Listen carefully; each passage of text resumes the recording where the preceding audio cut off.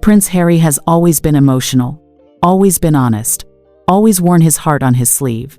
But in recent months, those closest to him say his emotions have gone from soft to shattered. Sources say he isn't sleeping. He's pacing.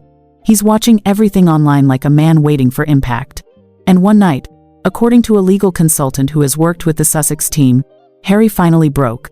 The consultant claims Harry confessed that Meghan never carried their children, that the official story released to the world was only the version Meghan insisted on telling, and that he went along with it because he believed it was necessary to protect their family. But instead of protecting it, that secret has turned into the heaviest weight he has ever carried. A weight so heavy that even palace insiders say Harry now looks like he's imploding from the inside out. This is the moment the illusions started to crack, and once that crack appeared, the truth began leaking through. And this is where the real story begins. This brings us to the woman who now stands at the center of everything. Her name, kept private for legal reasons, is known only as DL. And she isn't whispering anymore. DL says she was more than a surrogate. She claims she is the biological mother of both Archie and Liette. She says she has the DNA connection. She has the paperwork. She has the emails and the hospital files. And she says she has the truth that Meghan and Harry tried to bury.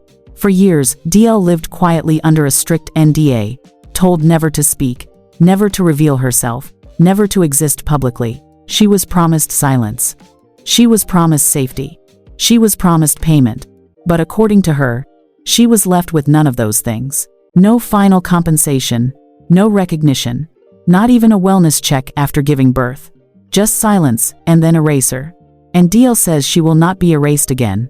To understand how DL became part of this explosive story, we have to go back to late 2018. That was when she was approached by an intermediary linked to a high-end fertility clinic, one used by wealthy families who needed absolute secrecy. The message was simple. A high-profile couple needed help. The arrangement would be private, the compensation would be generous, and her identity would never be connected to the children publicly. She signed the NDAs. She entered the clinic system. The medical paperwork was drawn up with extreme caution. Every step was taken quietly. So quietly that DL says even the clinic staff were given limited information about who the intended parents were. She carried the pregnancy. She followed every medical instruction. She delivered safely, and then she was pushed out of the story. This is where the story begins to darken, because what DL says happened next doesn't just challenge the Sussex narrative. It threatens to rewrite royal history. When Archie was born in May 2019, the world saw smiling pictures, glowing headlines, and a royal couple telling everyone they wanted privacy. But DL says what the world saw wasn't the truth. According to her, Archie was already 2 weeks old when Harry and Meghan stepped out to introduce him. 2 weeks. That means the famous moment where reporters were told Meghan had just gone into labor was part of a carefully timed story meant to hide the real timeline. DL claims she had already delivered him quietly in Colorado. No royal photographers. No hectic hospital scene. Just a private birth, followed by silence. Meanwhile, across the ocean, the palace released vague statements. Meghan was in labor. Then, minutes later, Archie had already arrived. It didn't make sense then, but no one questioned it because the world assumed the Sussexes just wanted a different experience. But DL says that wasn't privacy. It was a coordinated rollout, a way to present Meghan as a new mother without ever showing a real hospital moment. What makes this even stranger is how Meghan appeared in the days that followed. Perfectly rested. No signs of a difficult labor. Standing tall in heels only 2 days after allegedly giving birth. At the time, people said she handled pregnancy beautifully. But now, according to DL's account, the reason Meghan looked untouched was simple. She hadn't been through labor at all. And the introduction of Archie wasn't a celebration. It was a performance. If DL is telling the truth, then hiding a pregnancy isn't just about photos or public appearances. It's about paperwork. And according to her, the paperwork is where everything went dark. DL says her name does not appear on any medical file that the public would ever see. Not on the discharge forms, not on the birth certificate, not on a single official document connected to Archie. She claims she was explicitly told, "No trace of you can remain, not even a signature." This was done, she says, to keep the royal story clean, to make sure that Meghan looked like she fulfilled the role expected of a royal mother. But even the official documents that do exist raise questions. Months after Archie's birth, Meghan's name was suddenly removed from his birth certificate. At the time, Meghan's spokesperson called it a clerical decision. But now, with DL's claims, some sources believe that change was intentional, a way to keep legal eyes away from inconsistent details. And there's more. DL says the fertility clinic, the intermediary, and even the payment records were all designed to keep her identity invisible. She says she wasn't just cut off emotionally, she was cut out legally, as if her involvement had never happened. And yet behind the scenes, she kept everything. The agreements, the emails, the clinic receipts. She kept them because her silence was supposed to be honored, because she believed she would be compensated fairly, because she trusted the system she was entering. But when all of that was taken from her, and when she realized she had been replaced by a story that didn't include her, she decided to stop hiding. And with that, the entire narrative around the royal births began to unravel. At first glance, this may look like a private dispute between two adults and a broken contract. But that's not what makes this story explosive. What makes it explosive is royal law. If Meghan did not give birth to Archie and Lilet, and if no official surrogacy disclosure was made under UK legal requirements, then the children's royal status becomes complicated. Very complicated. Royal succession isn't just symbolic, it's legal. It requires lineage to be traceable, verifiable, and officially documented. A hidden surrogate breaks every part of that chain. And according to insiders, the palace is quietly terrified. Here's why. 1. The children's titles could be challenged. If Meghan was not legally the mother, their status changes under succession rules. 2. Official documents may no longer match real events, which opens the door to accusations of fraud or misrepresentation. 3. Parliament may need to step in. Already members have asked why the births were never independently verified. 4. International paperwork could become invalid, especially Liet's U.S. birth registration, if it contains inaccurate maternal information. This is no longer a simple question of did Meghan carry the children. This is now a question of whether the monarchy was misled, whether the public was misled, and whether the entire line of succession was built on a story instead of the truth. Behind palace walls, advisors are reportedly working late into the night. Lawyers are examining every piece of the Sussex narrative, because if DL presents her evidence publicly, it won't just embarrass the royal family. It may require rewriting royal history. As the story grows louder, Meghan Markle grows quieter. Not strategically quiet, but missing.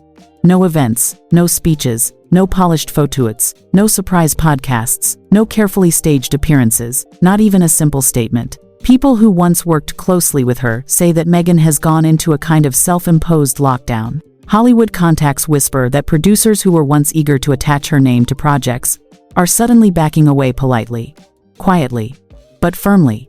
And it isn't hatred, it's fear. No one wants to stand beside a potential royal implosion. The silence is especially strange, because Meghan has never been a woman who hides. She has always been expressive, outspoken, ready to reclaim her narrative. But now the silence feels less like control and more like calculation. She's waiting, watching, studying how bad this will get before she decides her next move. Sources who used to work on her media teams said it simply. She's not staying silent because she wants to. She's staying silent because she has to. Because if DL truly steps forward with the documents she claims to have, Meghan's next move may be the most important moment of her entire public life. While Meghan disappears, Harry crumbles.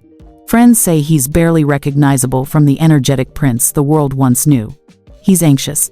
He's short-tempered. He's drifting away from Meghan and spending long stretches alone. Sources say he is overwhelmed by guilt. Not for choosing surrogacy, that is not a crime, but for choosing secrecy, for agreeing to a story that now threatens to break apart everything he fought to protect. According to someone close to their circle, Harry muttered a devastating confession. "I just wanted to protect my family. I didn't think it would go this far." Those words echo through every part of this unraveling saga. Harry once said he left the royal family to shield his loved ones, to create a safer, healthier life. But somewhere along the way, that mission twisted into something else, a performance he could no longer maintain. Now, as DL prepares to speak, Harry faces the hardest truth of all. The story he helped build is collapsing, and he can no longer hold it up alone.